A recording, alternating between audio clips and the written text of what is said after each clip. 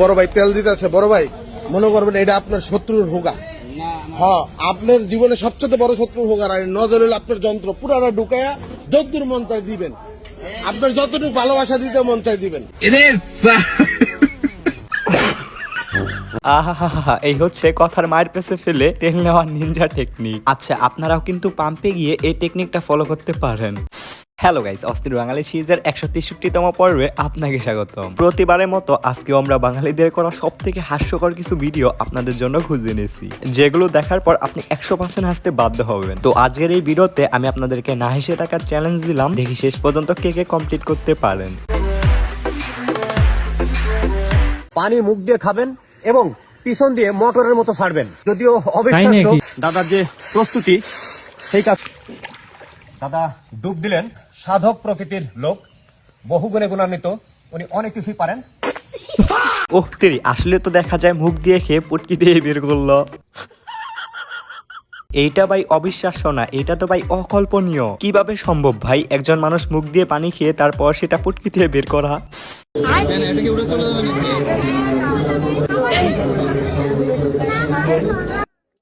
আচ্ছা গাইস, আপনারা কি বুঝলেন? এটা হচ্ছে একদম হাই কোয়ালিটি মিসাইল। না, আপনারা আবার কেউ বললেন না যে এটা নুনো মিসাইল। মিসাইলটা মারার পর কত দূর গেল দেখছেন? এটা ভাই অবিশ্বাস্য। আচ্ছা গাইস, আপনারা তো জানেন বর্তমানে পাম্পের তেল নেওয়ার জন্য কি পরিমাণে লাইন লেগে থাকে। এই লাইনে দাঁড়িয়ে থেকে থেকে মানুষ বোরিং হয়ে নানা রকম কাজকর্ম করতেছে। তার মধ্যে অন্যতম এই ভাইকে দেখেন, গাড়ির মধ্যে প্রজেক্টর লাগিয়ে দেন গান শুনতেছে।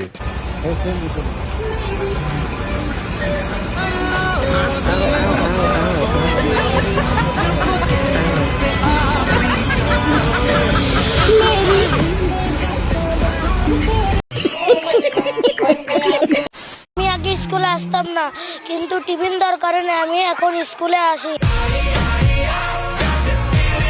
না, ছেলেটার কথার মধ্যে কোনো ভেজাল নাই, সত্যি কথাই তো বলছে। আগে ওই স্কুলে আসতো না, এখন টিফিন দেয় দেখে স্কুলে আসে। তবে এটা আপনার কোন ভোটকা ফ্রেন্ড হইতে পারে, তার নামটা একটু কমেন্টে জানায়েন।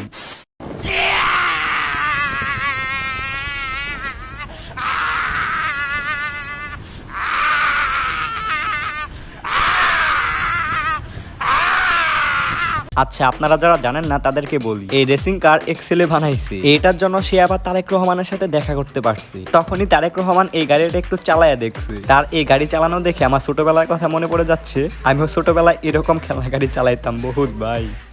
আচ্ছা গাইস, আপনারা অনেক শুনছেন না যে মুরগি চোরের কথা, কিন্তু আপনারা কি জানেন মুরগি চোররা মুরগি কিভাবে চুরি করে? মানে মুরগি চুরি করে সেটা কোথায় রাখে? আসুন আজকে আমি আপনাদেরকে দেখাই।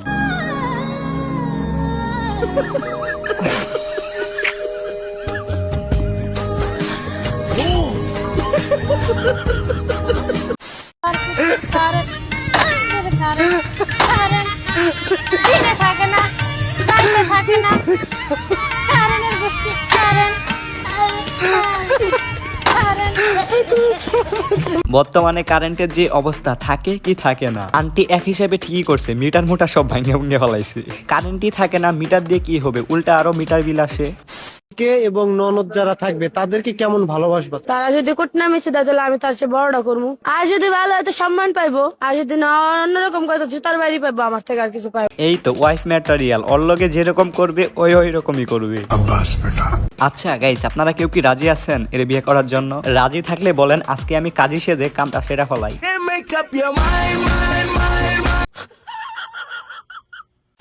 আচ্ছা গাইস, আপনারা কি জানেন আমাদের বাংলাদেশের বগুড়ার মানুষ কত সুন্দর নাচতে পারে? এই কিছুদিন আগে বগুড়া সিটি কর্পোরেশন হয়েছে, সেই আনন্দে একটু দেখুন বগুড়ার মানুষজন কি নাচটাই না দিল।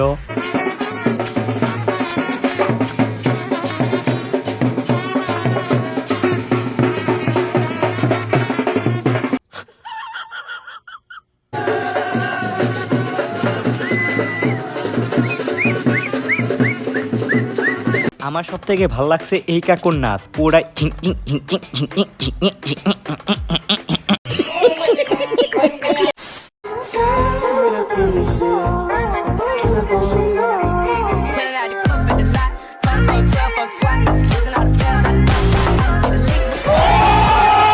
আহা দেখছেন, ছবি তোলার বাহানায় টিচার একদম প্রেমিক হয়ে গেছে। কত সুন্দর করে হাত ধরে আছে দেখছেন। প্রতিটা স্কুলে এরকম একটা লুচ্চা স্যার থাকবেই। আমি বুঝি না এরা এই বয়সে আইসাও এরকম কেন করে।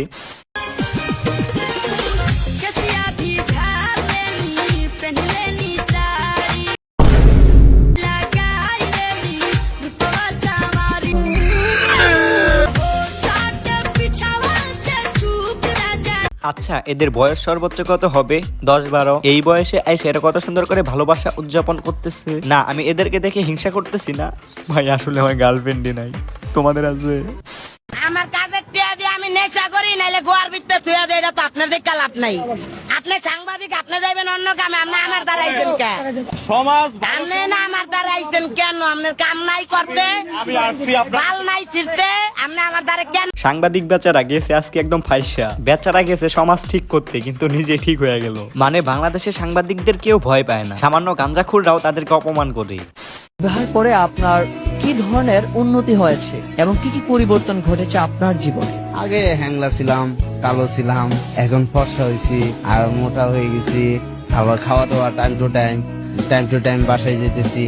আগে একরকম ছিলাম, এখন অন্যরকম হয়ে গেছি। ও আচ্ছা, আমি এখন বুঝতে পারছি আমি এত খাবার খাই তারপরেও কেন মোটা হই না। এইদিকে আমি কত কাজ করতেছি কিন্তু আমার জীবনে কোনো উন্নতি হচ্ছে না। এটার একমাত্র সমাধান হচ্ছে বিয়ে। তাহলে তো তাড়াতাড়ি বিয়েটা করতে হবে, কিন্তু আমাকে কে বিয়ে করবে?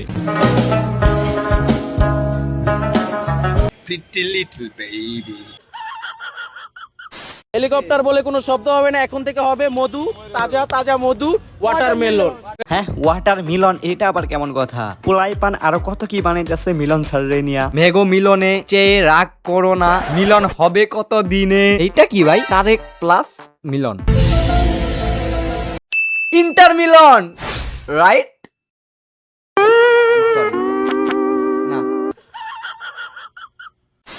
শিক্ষামন্ত্রীর উদ্দেশ্যে কিছু বলার আছে? শিক্ষামন্ত্রী কি বলবো, উনি যে নিয়ম করছে ওনার কানের নিচে দেওয়া উচিত। হ্যাঁ শিক্ষামন্ত্রীর কানে নিচে দিবে? কত বড় বেয়াদব পোলাপান দেখেন তো। পরীক্ষা দেওয়ার পরে অনুভূতি কি? অনুভূতি হইতেছে মনে করেন যে এটা পাস করলেও ইনশাআল্লাহ গণিতে ফেল করবো। দেখেন আবার বলে কি এটাতে পাশ করলেও ইনশাল্লাহ গণিতে ফেল করবো। আমি বুঝি না তোমরা মিলন স্যারকে কেন দেখতে পারো না? উনি কত সুন্দর করে এসে বলে, এই তোমরা কেমন আছো? ঠিক মতো লেখাপড়া করো তো, পড়তে হবে, নকল আর হবে না। শুনে মনে করলাম মিলন সাহেব আসবে, কিন্তু সে আসেনি। তার জন্য আমরা অপেক্ষা করব। মিলন স্যারকে ধন্যবাদ দিতে চান কিনা এত সহজ করার জন্য? অনেক ধন্যবাদ দিতে চাই আমাদেরকে এত কষ্ট দেওয়ার জন্য। আহা কত ঢং করে বলতেছে। ভাবছিলাম মিলন স্যার আসবে কিন্তু আসেনি, তার জন্য আমরা অপেক্ষা করব। মিলন স্যার যদি তোমাদের হলে আসে তাহলে তোমাদের সাথে এরকমটা হবে।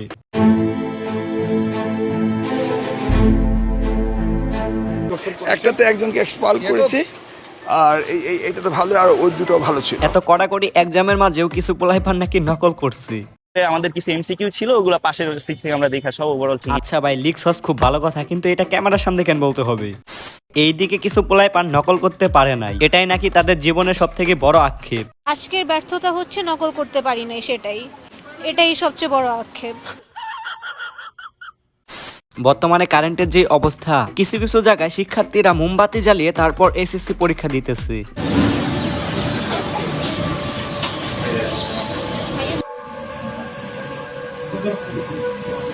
একটা সময় ছিল যখন কিনা বাচ্চা পোলাইপান থেকে শুরু করে বুড়া লোক সবাই বলতো পহেলা বৈশাখ মানে হচ্ছে পয়লা বৈশাখ মানে জাতির পিতা বঙ্গবন্ধু শেখ মুজিবুর রহমান। কিন্তু বর্তমানে হয়ে গেছে পহেলা বৈশাখ মানেই পয়লা বৈশাখ মানে তারেক রহমান, অবশ্যই তারেক। এসএসসি পরীক্ষার্থীরা মোমবাতি জ্বালিয়ে পরীক্ষা দিচ্ছে, এর মানে তারেক রহমান, অবশ্যই তারেক রহমান। 3টা লুজ নিছি, 3টা লুজ আমি খালি বলছি বিসমিল্লাহ, এরপর থেকে আমি 3টা লুজ পুরোটা ভরছি। আমার কাছে এত ভালো লাগছে লেখা, আমি বিশ্বাস করেন আমার কাছে খুব ভালো লাগছে। I hate my mind. 3টা লোস নিছে, এরপর 3টা লোস পুরাটাই ভরছে। কিন্তু লোসগুলা কিভাবে ভরছে? আমি খালি বলছি বিসমিল্লাহ, এরপর থেকে আমি 3টা লুজ পুরোটা ভরছি। ভাবছিলাম মিলনের টাইমে কঠিন কোশ্চেন আসবে। মিলনের টাইমে কঠিন কোশ্চেন আসবে, কিন্তু ইনি কোন মিলনের কথা বলতেছেন? এক্সাইটেড ছিলাম, রাতে ঘুমাইতে পারি নাই, বেশি এক্সাইটেড ছিলাম, ফার্স্ট টাইম ছিল যে এর জন্য। আবার বলতেছে বেশি এক্সাইটেড ছিলাম, ফার্স্ট টাইম ছিল তো এর জন্য। ফার্স্ট টাইম মিলনের সময় বেশি এক্সাইটেড ছিল। এই তোমরা কেমন আছো? ঠিক মতো লেখাপড়া করছো? করতে হবে, নকল আর হবে না। নকল আর হবে না, কিন্তু এরা তো একদম ফাটায় নকল করতেছে সেটা আবার ভিডিও করতেছে। এটা যদি মিলন কাকুর চোখে পড়ে তাহলে ভাই তোমরা শেষ। স্বপ্ন দেখি আমার ছাত্র ছাত্রীরা আমেরিকার এই তো আমেরিকার কাছাকাছি চলে গেছে, আমেরিকার মতো একটু ভাই বাসছে। এখন জাস্ট লেখাপড়াটা একটু আমেরিকার মতো হলে হয়। এই তো সুন্দর, নাইস, ওয়াও, এই তো আহা, এই দেখো বিড়ি ফুকে আবার, ওই তো ঝাঁকি দিতেছে আমেরিকার মানে। ঝাঁকাঝাঁকিতে প্রায় আমেরিকার কাছাকাছি চলে গেছে আমাদের বাংলাদেশের স্টুডেন্টরা। এখন জাস্ট তাদের মতো লেখাপড়াটা হলেই হয়। পরীক্ষাটা দিতে পেরেছি, এই জন্য খুব আনন্দিত। কিন্তু পাইলট মিলন সাহেব আমাদের যে ভয়টা দেখানো ছিল, এটা কিন্তু একদমই তার উচিত হয় নাই। আমরা আমাদের সর্বোচ্চ দেওয়ার চেষ্টা করছি, ইনশাল্লাহ আমরা বিজয় হবে, ইনশাল্লাহ। জয় বাংলা, জয় বঙ্গবন্ধু। এই দেখো পোলাইপান কত ফাজিল। এরা জানে যে মিলন স্যার বিএনপি দল থেকে উঠছে, এর জন্য এই শালারা লাস্টে গিয়ে বলতেছে জয় বাংলা, জয় বঙ্গবন্ধু। জয় বাংলা, জয় বঙ্গবন্ধু।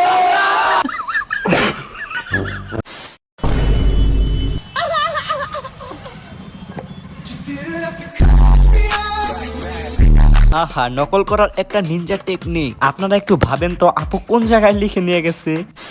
মাননীয় সদস্য 1 মিনিট দেয়া হলো, 10 মিনিট দিতে 1 মিনিট দেয়া হলো, 10 মিনিট এখানে 10 মিনিট হোপফুলি 10 মিনিট 10 মিনিট দিতে হবে আমাকে। আহা, কেমনে বলতেছে 10 মিনিট দিতে হবে আমাকে, 10 মিনিট 10 মিনিট। মনে হচ্ছে এক্সামের দিন, এক্সামের সময় শেষ। এখন আমি স্যারকে বলতেছি স্যার আমাকে আরো 10 মিনিট দিতে হবে, 10 মিনিট। বউ বলছে আমি বউকে বেশি সময় দিই না, তাই সময় কাটাতে ওকে আমি পাম্পে নিয়ে আসছি। আহা, বাঙালিরা পারে না এমন কোনো কাজ নাই। দেখছেন ডেট করার জন্য নতুন একটা প্লেস বের করে ফেলছে। বৈশাখ জ্যৈষ্ঠ, বৈশাখ জ্যৈষ্ঠ, আষাঢ় শ্রাবণ, আষাঢ় শ্রাবণ কার্তিক অগ্রহায়ণ, ফাল্গুন, ভাদ্র আশ্বিন ফাল্গুন চৈত্র। মাশাআল্লাহ মাশাআল্লাহ। আপুকে জিজ্ঞাসা করছে বাংলায় 12 মাসের নাম বলেন, সে বলতেছে স্কুলে ছাত্রদের কাছে পড়া দেওয়ার সময় পৃথিবীর সব থেকে বড় দেশ হচ্ছে বাংলাদেশের পৃথিবীর সব থেকে বড় দেশ হচ্ছে রাজশাহী। প্রথমবার আমার চিকনা বন্ধু জিমে যাওয়ার পর open challenge bro, open challenge, I খেলবো।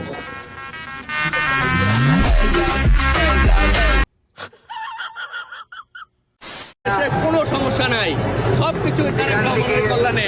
আবার সুষ্ঠু নিরপেক্ষ নির্বাচনের মাধ্যমে তারেক রহমান ক্ষমতা আসছে, শুধু দ্রব্যমূল্যটা একটু নিয়ন্ত্রণে নিলেই আলহামদুলিল্লাহ।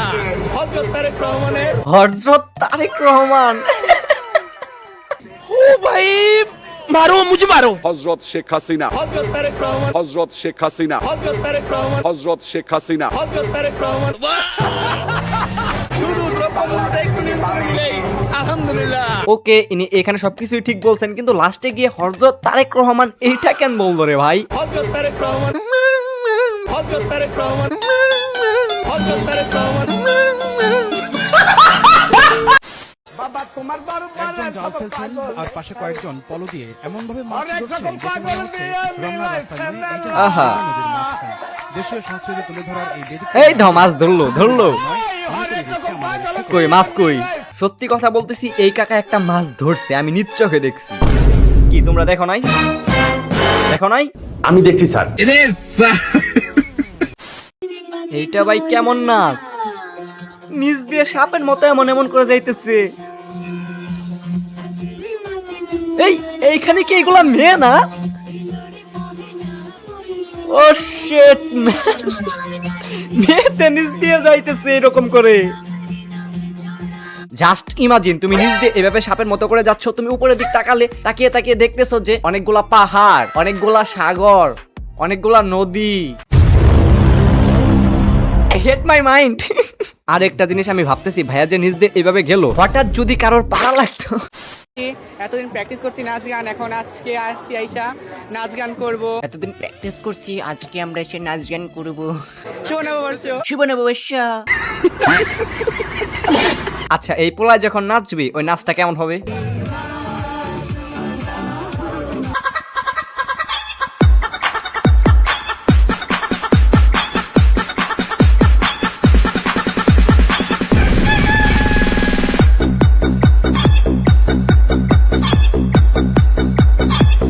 आपकी बॉडी तो मूव कर रही थी और आपका दिल नाच रहा था।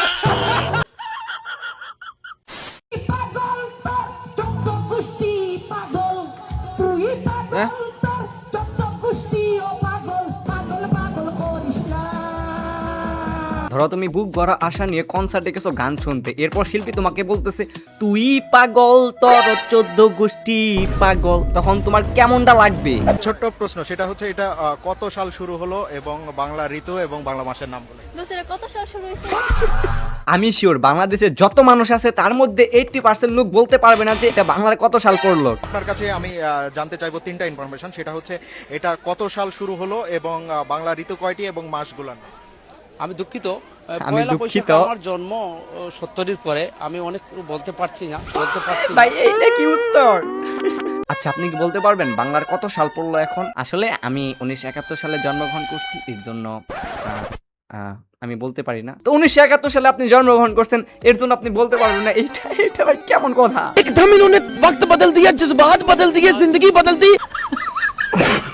বাংলা এটা কত সাল শুরু হলো এটা কি জানো? এটা আমি টিভিতে দেখেছি।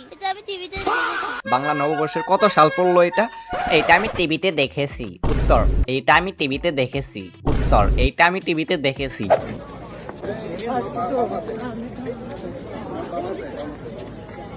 হ্যাঁ, মিউজিক ছাড়া কিভাবে নাচতেছে? দাঁড়াও আমি একটু মিউজিক দিই। দিন টা না না না, দিন টা না না না না না, দিন টা না না না না না না। যেসব ছেলেরা পহেলা বৈশাখ উদযাপন করে, যারা নিয়মিত লেখাপড়া করে, আমি শিওর এই ভাইয়ের হরমোন এতটাই ইউনিক যে সে আয়নাতে নিজে দেখে হ্যান্ডেল মারে। আহা,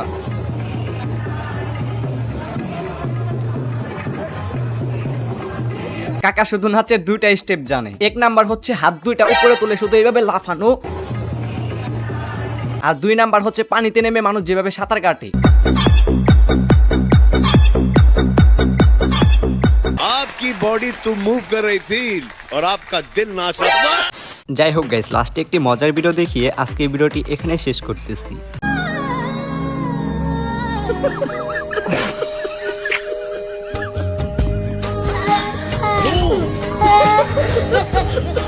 এই তোমরা কেমন আছো? লেখাপড়া করো তো, পড়তে হবে।